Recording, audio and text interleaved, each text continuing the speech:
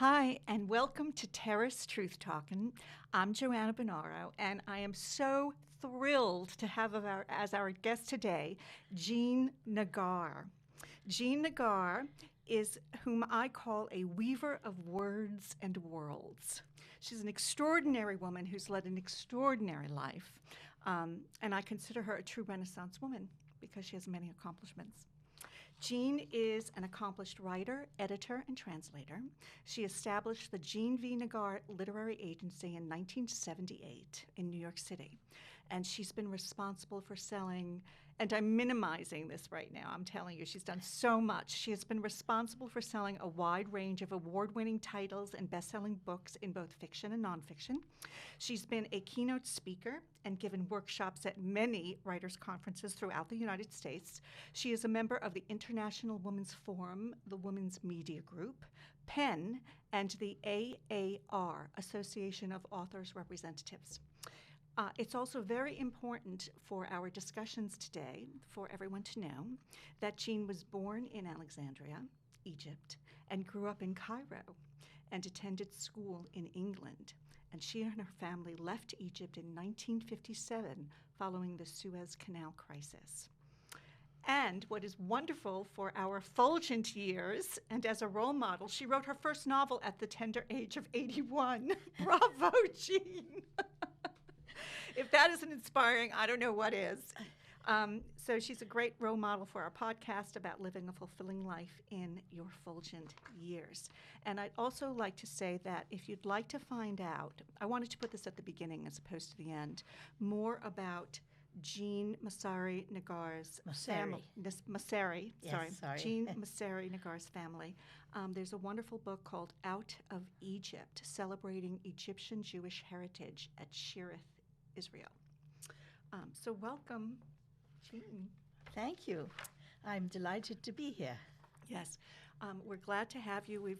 I actually asked Jean as background to be on our podcast, and then the pandemic hit, and we've been waiting. So we're so excited. Yes.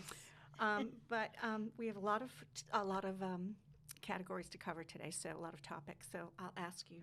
We'll start with kind of at the beginning. Okay. I read many things on your website, and you talk at some point about the weaving of words makes a pillow for your heart, which I thought was just exquisitely worded. And so when did you know that you wanted to be a writer and your love of words and stories begin? Well, it's weird to say that it started when I was 5, but I learned to read a book. I didn't realize that I could read, and I was getting impatient because my mother wasn't coming to read the book to me. And I suddenly realized as I was looking at the words that I could read it to myself. And it was one of those, aha moments of my life. And by the time I was 9, I definitely knew that what I wanted to do was have a life in books. I wanted to write. Oh, that's wonderful. I didn't realize at the age of 9 that there were other sides to it, that I could also be a literary agent and work with other people's books. But you loved just opening up a book. Love stories and books and writing and words. Yes, well, we have that in common, I have to say. My summer vacations were spent at the library taking out 10 to 15 books a week. So, yes. And so let's fast forward a bit now. You've read books during your entire life, and you finally decide that you want to spend your professional life in books. And did that start out in some other way other than becoming a literary agent? What was the progression, let's say? Well, when I was in my last year at boarding school in England, the father of one of my friends took one of my poems and presented it to the Listener, which was the literary magazine of the newspaper. Okay. And they printed it. So this was very exciting to me. That's very exciting. And I then got an agent in London. And I thought that I was going to spend my life really in England. Okay. But as time went by and I met re-met my husband because we had actually both grown up, I mean, in the same situation, the same town Okay. in Cairo. Oh, I didn't know that. I could have seen where he grew up from the roof of the house where I grew up. Oh, so when did you first know one another? Well, we were in grade school. His brother and I were in the same class. Oh. He's the older brother, not very much older, but older. Oh, how sweet. I love it. Yeah. So, but I mean, then we lost touch for many, many years. Yeah. And he was visiting his family in Paris, and we met again in Geneva. It's a worldwide thing. And actually decided that we wanted to get married within 3 weeks, which our children tell us is absolutely insane. It definitely is. I think you've trumped. However, we My are husband and about me. to How many celebrate 59 years next week. Congratulations, Jean and Serge. Fantastic. Jean is also the mother of 3 children and how many grandchildren? 7. 7 grandchildren. Congratulations. Thank you. What a rich life. So how did you then become a literary agent? Yes, well, when I came here, I very quickly got pregnant, had my first child, then wanted another one very quickly after because I wanted them to be friends because my brother and I were 7 years apart. My mother had trouble keeping pregnancies.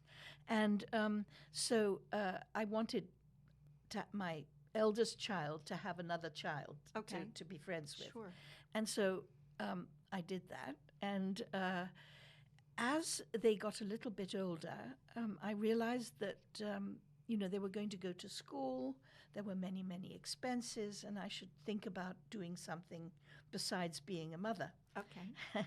So I started looking for work. It wasn't easy. I wanted to be in publishing. That was the work I wanted to do. Mm-hmm. I knew I didn't have much time with 3 small children to actually put a great deal of energy into my own writing at the time. Okay. I was putting a lot of energy into being a mother. I was 24 when I got married, so I was a young mother. Yes. And no family here. So it was, there was a lot to do. Yes, definitely. Yes. And so I started putting out feelers. I wrote to the woman who had been my literary agent in London and who was with Pern, Polliger and Hyam, which was one of the very fine agencies there. And I asked her if she knew anyone in publishing. And she wrote back and said, well, I know the name of one woman. I've never met her, but she is our contact in New York. And why don't you give her a call? So I gave her a call, and she was very nice on the phone, but she said, well, you don't have any background in publishing. And so I don't think there's anything that we can help you with, but I could give you some names of people you could call. So this went on for about 6 months, and I wised up after 6 months.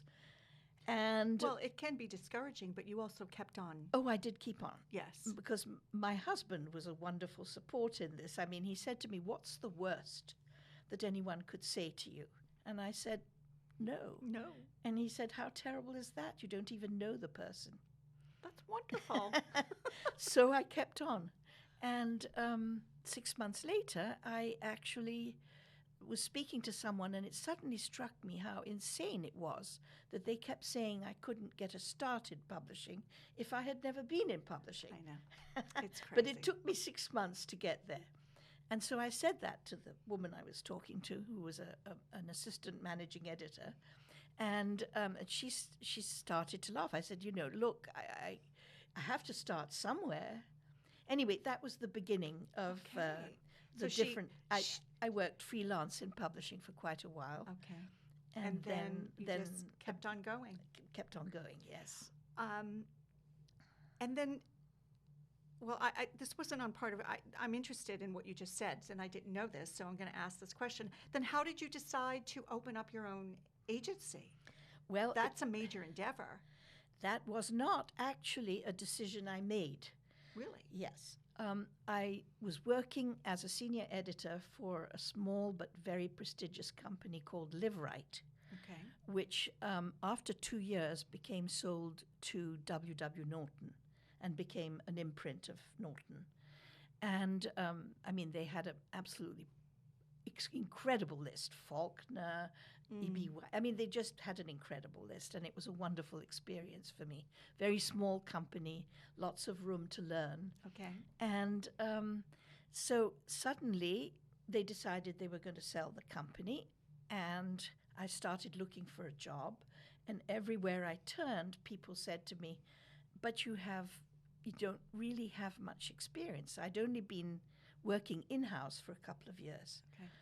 So I just went on and on. I knew a lot of people from freelance work I'd done before taking that job, and I just communicated with everyone I knew, and everyone I knew said the same thing. Well, we're cutting back right now. There are too many people. Anyway, after 2 years of banging my head against a brick wall, all of a sudden,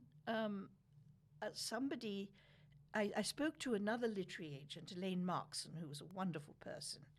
And I said, if you hear of a job, could you let me know? Because I really, really need to have a job, and I don't know what to do about this. And she said, oh, Jean, you should be a literary agent. And I said, no, I don't want to be an agent. I want to continue working as an editor. I love it. I love the work. And she said, she didn't say anything, but the next thing I knew, I received a manuscript in the mail with a note saying, my list is full, but here is something I know you would like. And I read it, and I fell in love with it. It was a first novel, and I sold it within 2 weeks. And the author was absolutely bowled over. And, she said, she went around telling everybody that she had this literary agent who had sold her first novel in 2 weeks. That's phenomenal. No, it was a very good novel. Yes, but I was still, a stroke of luck, really. Well, or was it fate? You never I don't know. But anyway, as a result of that, I was suddenly getting all these manuscripts in the mail, which was sitting on my coffee table. And then one of the authors I'd been working with as an editor called me and said, in Oregon, here we have a yearly writers' conference, and we always invite an agent. Would you come? And I said, no, I hate your new identity. No, I hate speaking in public. I'm very uncomfortable with it. I don't think I should. She said, come on, Jean, it's nothing. I'll put you on the list. So I found myself 6 months later invited to go to the Willamette Writers Conference in Oregon. And I went. I was thrilled to meet my author, who I'd never met. And while I was there, they had me meeting every 15 minutes with a different writer who wanted to ask a question about publishing in New York. Oh. And one of the people was a woman who said, I don't know if you've ever heard of a prehistoric series, but that's what I'm writing right now. And I said, no, I haven't actually. And she said, can I send you something when I finish my first novel? And I said, sure. Never thought I'd ever hear from her again. But 2 years later, this absolutely amazing novel landed on my coffee table. And I couldn't read it because I was backed up with things that had come sooner. Okay. And so I left it there. And then my husband was coming by. He said, if you haven't got anything to read, why don't you read this one? It's, I think, would really interest you. It's about people in prehistoric times. Yeah. And I think you would love it. I'm not saying anything. I'm waiting for you to tell everyone what it is. Yeah.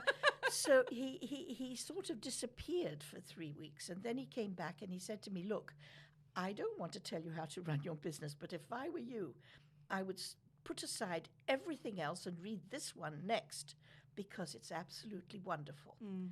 And that was a turning point in my professional life. Yes. It was Jean Owl's The Clan of the Cave Bear. Amazing, yes. And I was able to make a historic sale with the first novel. I did an auction, Okay. and the rest is kind of It's history.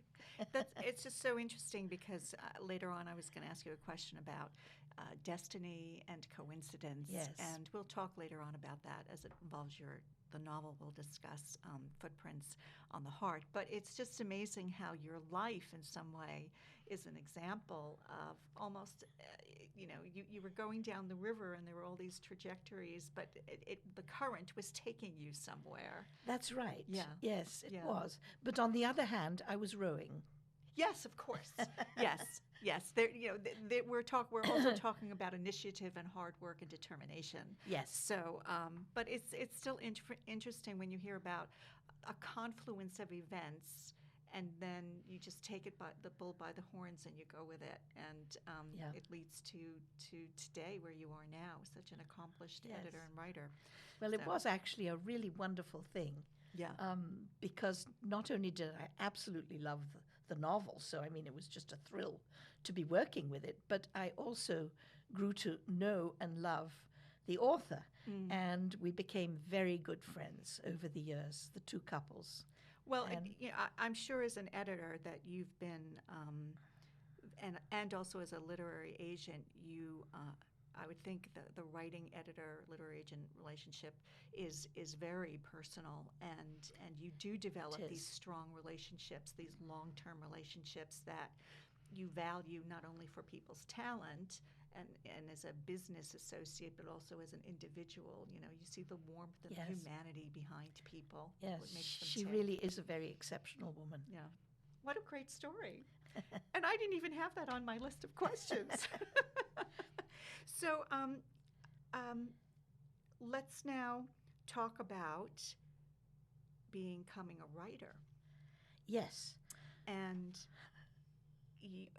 I have a lot of questions around that.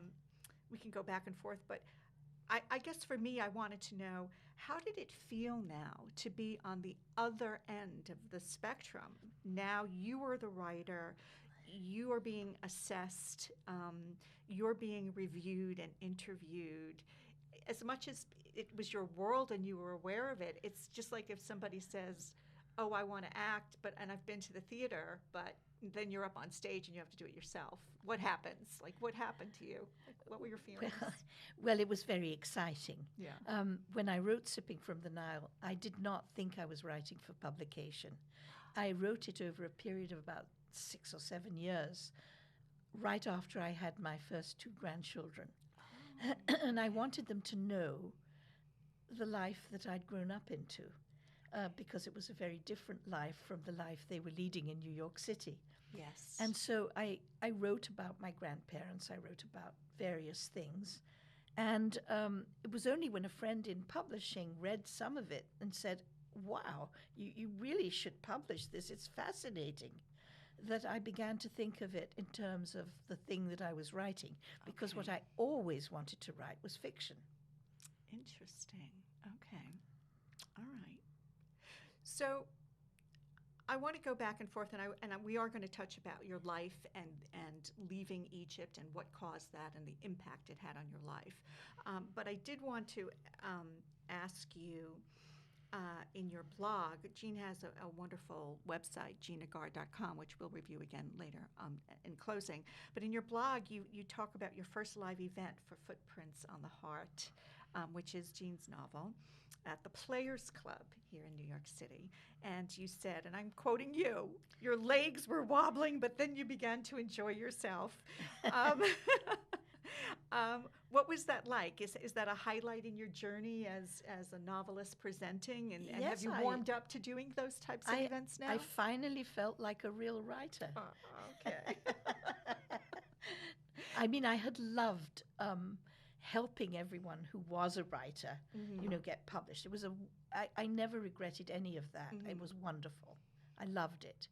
But I always knew that what I really wanted to do was write myself. Write your novel. Yes. Okay. Well, let's go back to now a pivotal point in your life, which was your departure from Egypt after the Suez Canal Crisis in Egypt. I can't imagine how it would feel to be told you have to leave Egypt a land that your family had been in for, what, hundreds of years?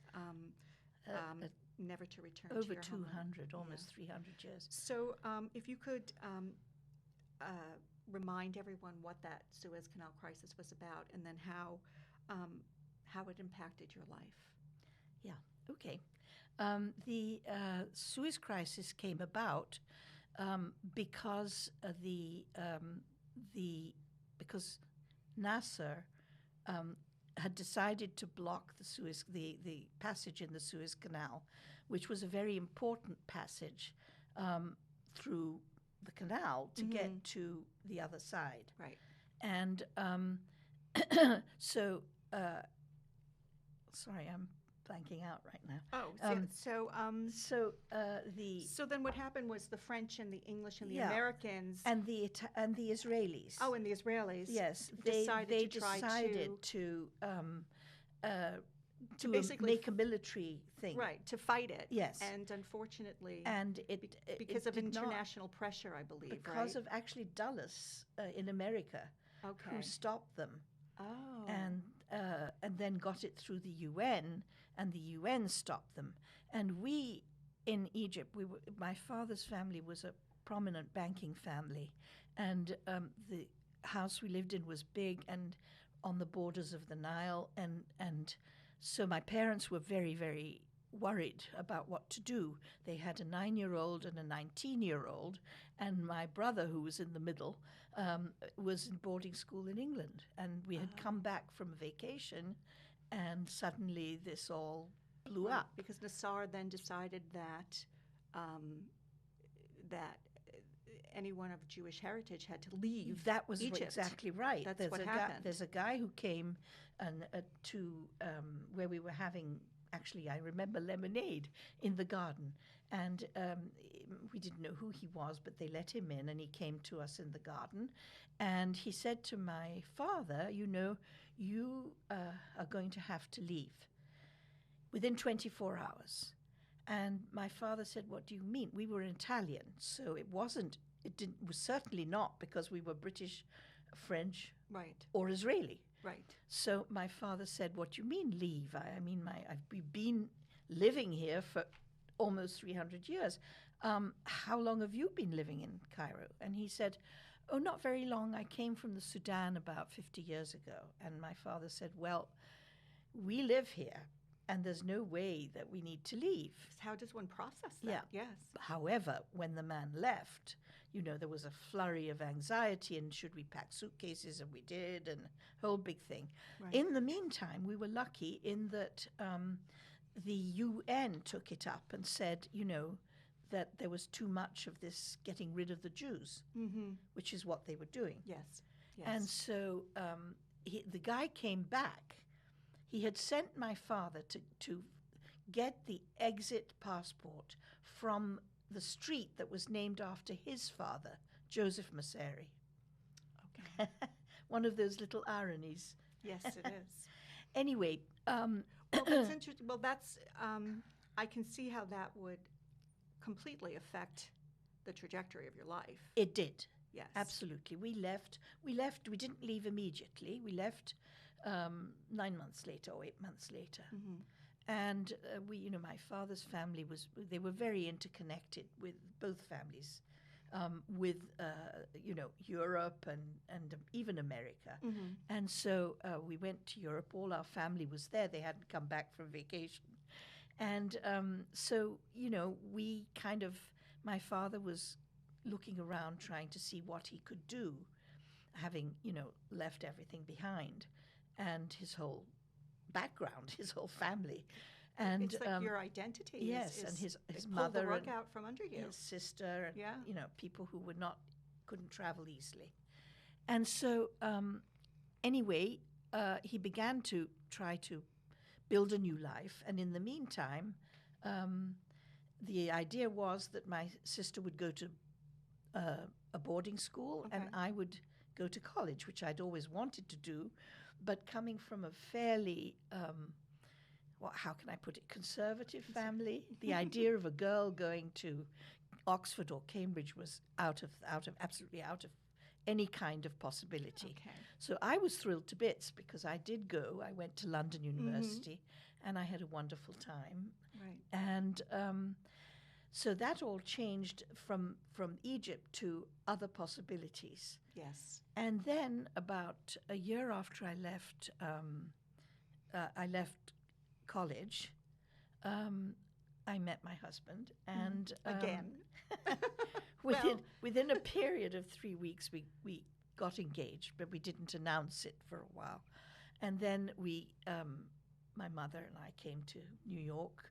I think they wanted to see what was here and how he was living. We'd never been to America. Oh my goodness. And in July, we got married. Oh, you got married in July? Yes. Wait, is your... July, yes. We're recording this in July, everyone. Yeah.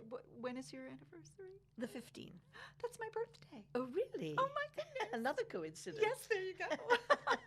That's wonderful. Congratulations. Thank you. Yeah, well, the reason why I think not only is this important, but I know, your life really is reflective of your memoir, Sipping from the Nile. Yes. And also it's the basis, it's the starting off point for the characters in your novel, Footprints on the Heart. What happens to people when they've been exiled from their country? I know. And it took about 40 years or 50 years before I could bring myself to revisit it all and look at it through different eyes.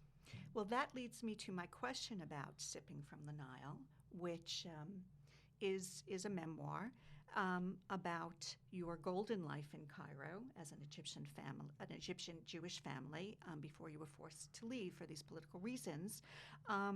Did you feel you had to write that memoir first before you wrote the novel?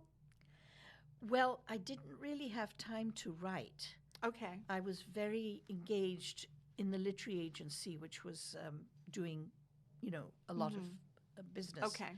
And so I was very involved in that, and I didn't see how I could make the time to write, really. All right. I did write a couple of big articles for Publishers Weekly and things like that, Mm-hmm. but I couldn't see how I was going to really write. So I just jotted down these family anecdotes and things for my grandchildren when I became a grandmother. Okay. Got it. And that was not with the idea that they were ever going to be published.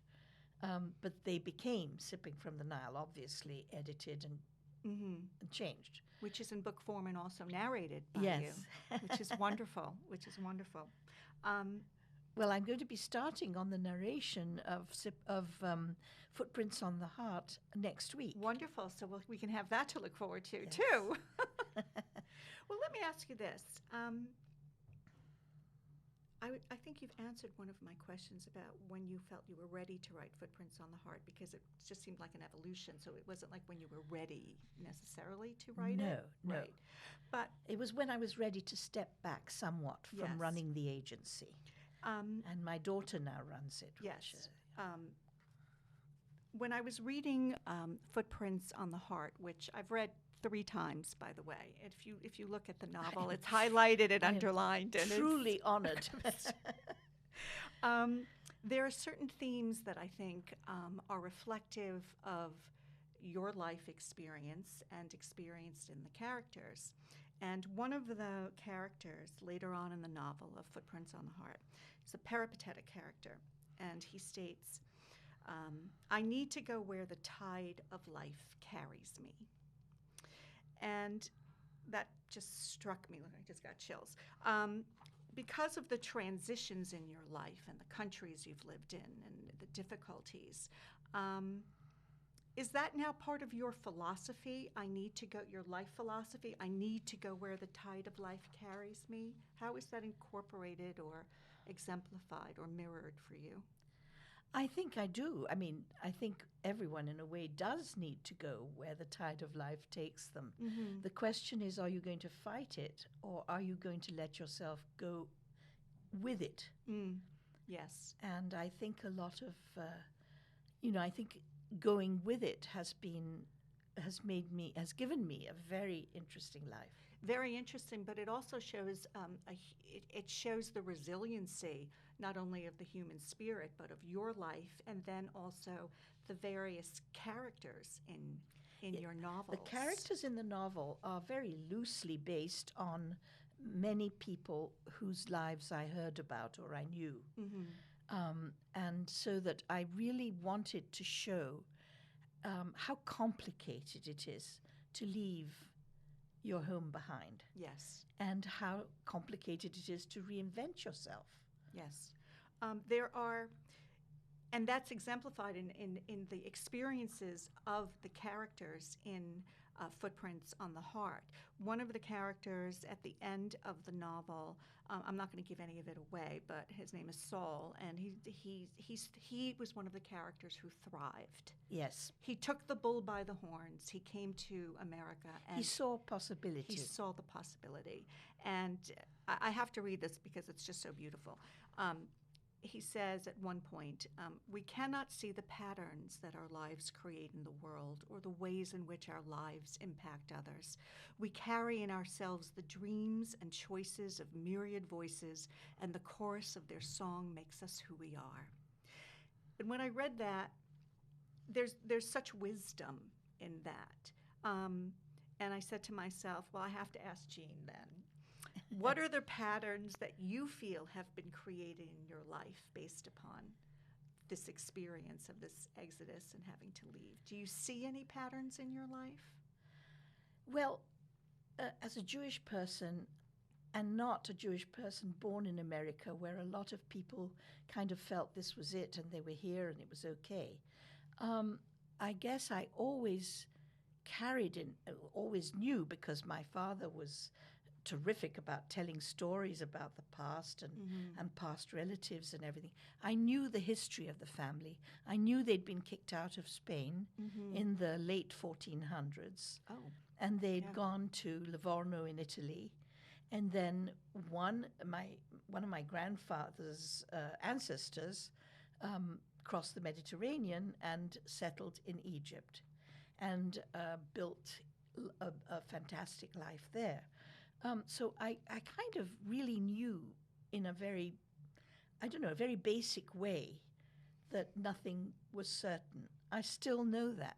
So it's a pattern almost of uncertainty and then having to rebuild one's life and move forward. Yes, and having seen that the people who make up me had done it in the past. Yes, yes. Did that give you strength? It did. Yeah. It did give me strength. Because they set an example of yes, that they were going to survive. And my parents were very positive people. Okay. I saw a lot of people who crumbled under the whole situation. I saw very sad stories. And I saw, people who never stopped complaining about it. And I guess I was at a good age to have a change in my life, because I was young enough that I could see a path towards a new life. But my parents, who were not as young as I, obviously, also were very positive. They never complained. That's amazing. But that's also, it's you've illustrated that in your characters in Footprints of the Heart. Yes. I mean, you have the older couple, Elion and what's his the husband's name is Aldo. Yes. And Elion finds purpose, but Aldo, it kind of broke him, and he was never quite able to cope. And I knew a lot of people where that happened. And what's amazing is that you become so involved in these characters with the transition and the evolution and not only their physical journey from Egypt to France and then America, but also the emotional journey and the impact this has. And you just wonderfully led into my next question on other themes that surface in Footprints in the Heart. Is the characters either find ways to thrive through change, and others just sink into despondency and despair. Right.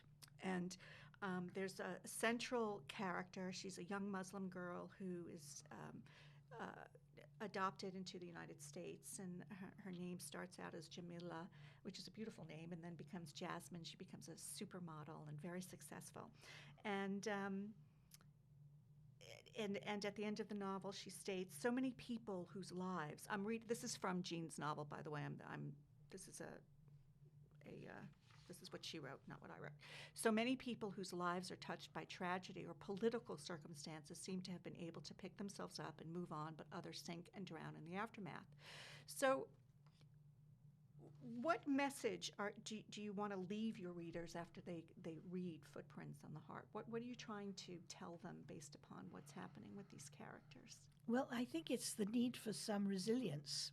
Yeah. I mean, it's the need, but some people can't help the way they feel. Right. And also, the interesting thing is that the character who does succumb and who is very sad how he cannot deal with it. He also had no education.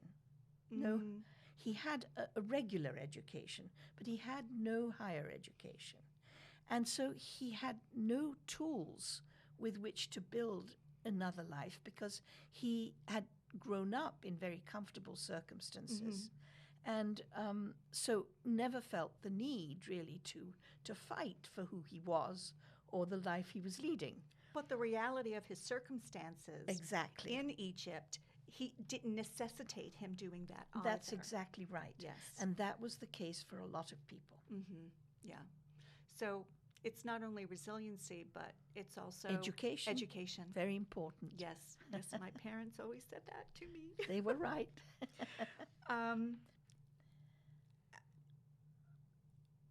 When you were writing the novel, let's talk about just being a writer. John Irving states that he writes the ending first. Others, writers that I know, they even create storyboards. They have their little index cards. They do all this kind of stuff. And Footprints is this sprawling, international, many multi-generational story. How did you organize it? I mean, it's very encompassing. It was complicated. I always knew the beginning and the end. Okay. And then I had to get from the beginning to the end. And that took a long time. And at the beginning, I was writing while I was still working as an agent, but I was beginning to step back. Okay. So I was beginning to take some time for myself. And it went through many iterations. And I realized, I sort of gave it to people to read, and they would say things which were very revealing, and helped me to move the book on. And well, you have a wonderful facility for these characters. All have very unique voices, and when they speak, if let's say you were reading it out loud, it's as if somebody's speaking. It's not stilted or compromised in any way because of the writing. They just all come alive as individuals. Thank you. Do you listen to the intonations that people have? I do. Or their rhythms? No, I do, very much so. I read ad infinitum to my poor husband. I would read him paragraphs. I would read him chapters. He was always interested. God bless you, Serge. What would we do without our supportive husbands? Yes. And so, I would read it, and then I would feel that something didn't quite work that way. Okay. And I would make the changes. All right. Then the real challenge was when to stop. Stop editing, stop, sort of refining it, polishing it, and actually get it out there. Did you have other people that you respected and loved read the manuscripts before?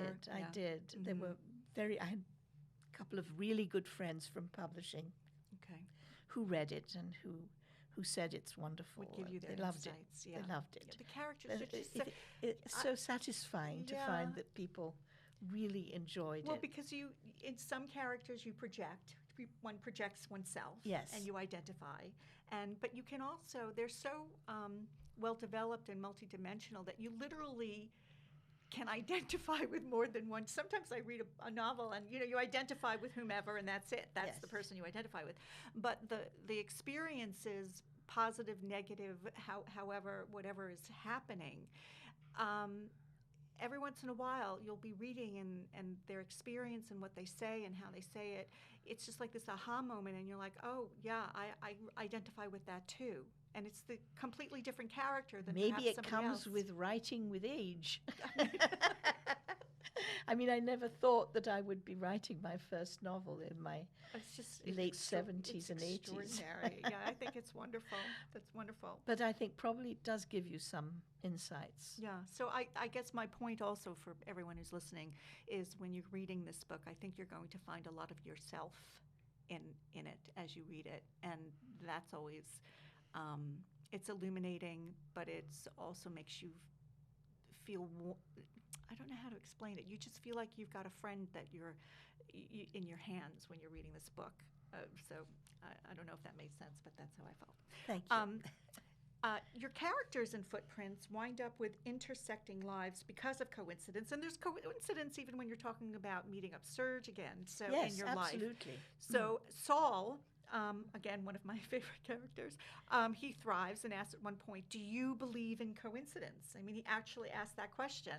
Unfortunately, it's not completely answered by Jasmine at that point because of what's happening. But what about you, Jean? Do you believe in coincidence or destiny? I do to some extent. I mean, I don't think that destiny rules everything about a person and who they become. Mm-hmm.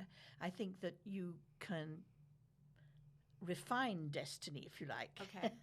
Or you Okay. can take the elements of destiny and make them something better All or right. something else. Yes. But I do think that in life there are things hard to explain about the way certain people's lives intersect. Yes. And they intersect again and again and in different places. I remember even, a silly example, but there was a young man in my neighborhood in New York who used to stride about with, he had suits, Okay. dry cleaning or something that he would be carrying. And he would be striding about, and I would see him in my neighborhood. But then I began to see him in other neighborhoods as well. And he was always walking around with these things that had been dry cleaned or that he was going to dry clean. And that fascinated me. I thought, this is really strange. And, we kind of knew each other. We didn't know each other. Okay, right. That's true. You didn't. Yes. Yeah. Yes. And it was that sort of thing, sets my imagination going, I must say. I always think about that because I do believe in coincidence, and I do believe that I don't believe that your entire life is fated. Right. But I do believe through confluences of events, et cetera, that depending upon the choices that you make, they result because of the coincidence of what happened. I agree. That's how I feel also. I mean, it's a very complicated issue, but I'm trying to simplify it. But I just found that I think about that a lot. So the fact that it's one of the themes or that happened to your characters, I just found that interesting. Let me ask you, as a writer now, what so far has been your most memorable or fulfilling experience? It's hard to say. It's just after working for so many years with great passion for so many other writers, it's a very fulfilling and exciting thing to see that people really respond to my writing. Every time someone comes up to me, a stranger, and says, "Oh, I read your book and I really loved it," it's much more than just, "Oh, how nice." It really gives me a wonderful, warm feeling. There's a depth to it. I mean, and then you're I feel creating maybe I really was supposed to be a writer, but life took me another way, places. Yes. However, through age, I've been lucky enough to live long enough to actually do it. Yeah, but you've also, your writing probably is further enriched by your experiences. I'm undoubtedly. Yes. Absolutely. Yeah. Yes. So what it means, though, for all of us is that if we have aspirations, as George Eliot said, it's never too late to become what you might have been, which Yes. is one of my That's favorite a good quotes. quote. I love that quote.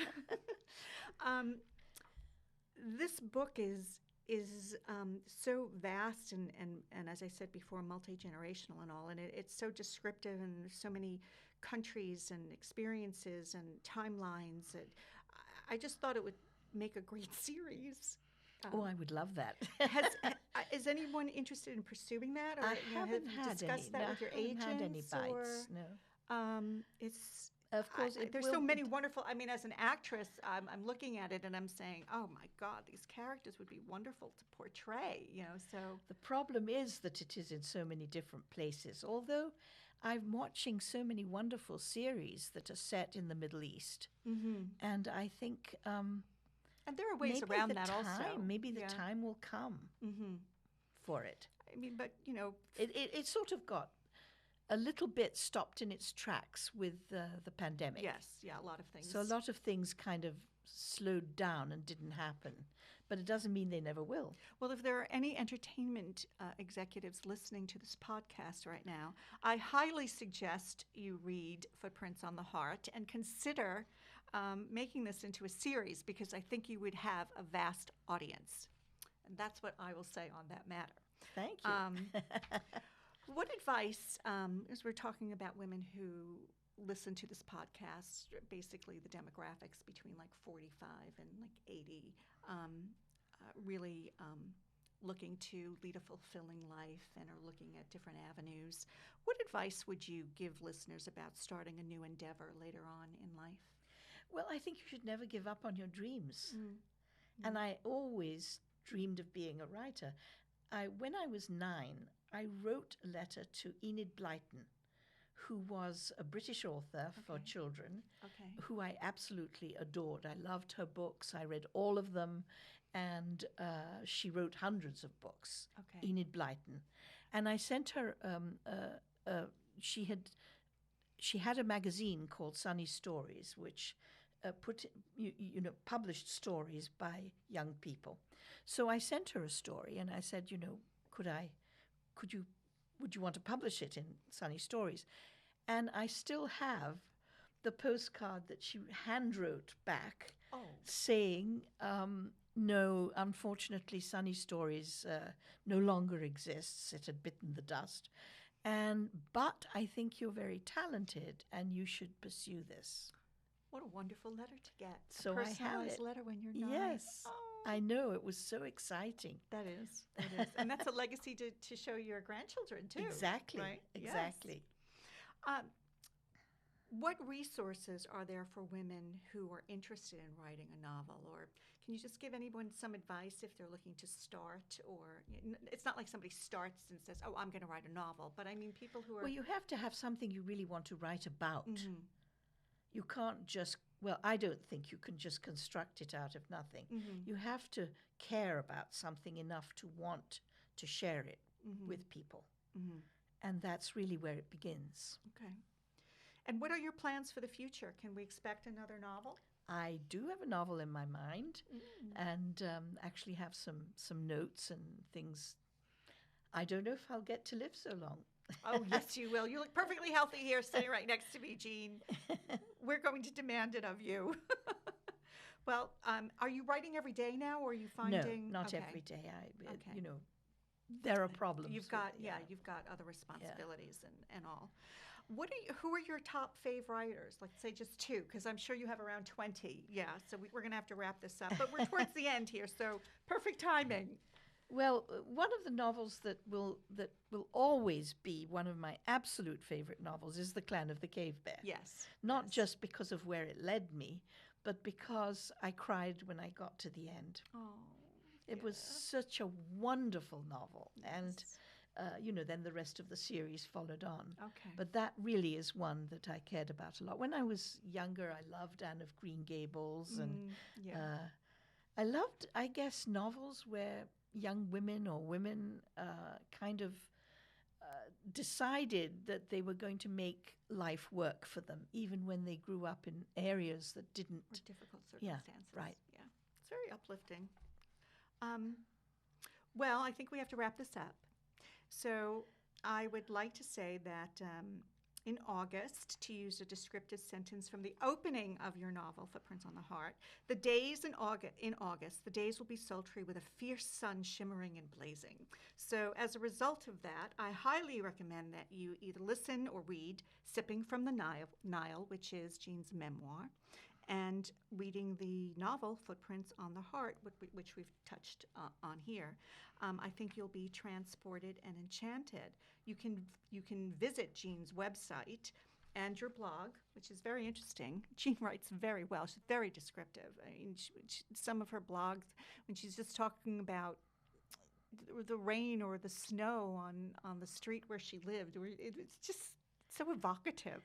Her website is jeannaggar.com, JeanNaggar.com. And also, where can people find your books online? Amazon. Amazon. Okay. Barnes & Noble, Amazon, most online. All right. Wonderful. So thank you so much, Jean. I've really enjoyed this. We never had a chance really to delve this way into your writing and your life, and it's so interesting. You're such a wonderful, warm, giving human being. Thank you. I'm really honored to have you on the show. Thank you very much. The honor is mine.